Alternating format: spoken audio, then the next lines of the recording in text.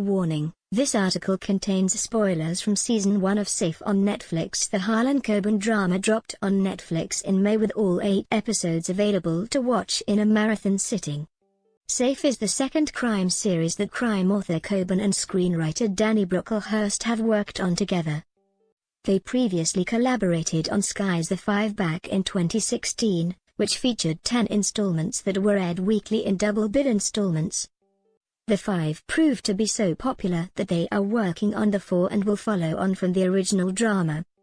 While The Five was an enthralling watch with plenty of secrets that had audiences on the edge of their seats, Safe fails to deliver up a similar viewing experience.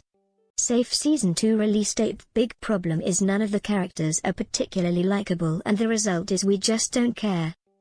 They feel flat and two-dimensional compared to the characters in The Five. Yes, the gated community of Safe also has deep, dark secrets, but the difference is that there's nothing to really connect us to them. Missing girl Jenny Delaney, played by Amy James Kelly, is a moody teenager who is angry at her father for reasons that don't become apparent until later on.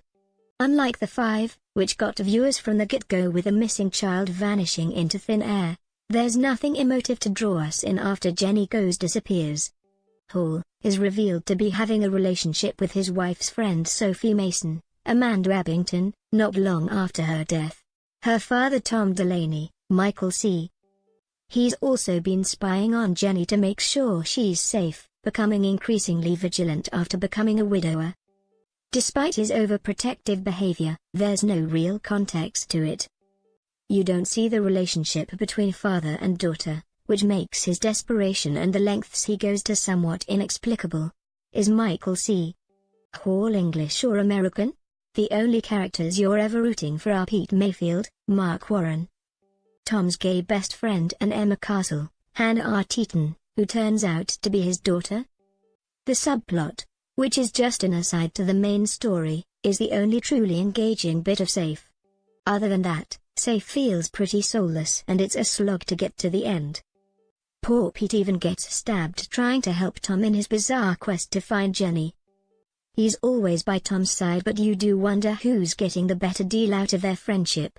On a side note, why are they never at work? They're pediatricians, but they're hardly ever at the hospital unless it's relating to finding Jenny. While the performances are fine, the plotting lets the whole thing down. The story could have been done so much better. It's a wing concept, a child goes missing in a gated community, but it all gets a bit ridiculous. We have far too many questions. Why didn't Jenny just go home and reveal the truth about the fire to her father? Why was she hiding out at the home of creepy neighbor and hoarder Helen Crowthorne, Karen Bryson? Meanwhile, Jenny's boyfriend Chris Chahal, Fred Thorpe, was murdered after finding out the truth about the school fire. The huge twist at the end could be seen a mile off. The fire and the deaths of the children should have hit us hard, but there was nothing to engage us. There's also the strange comic relief involving the Marshall family, who spend a large proportion of the show trying to cover up for a crime they didn't commit. These scenes are jarring and seem to be padding for the 8 hours that the writers have had to fill. Safe could have been so good. All the ingredients were there for a prime binge-worthy crime thriller: the writers, the cast, the concept, but it just hasn't been given the time, care and attention it needed. Safe is available to watch on Netflix now.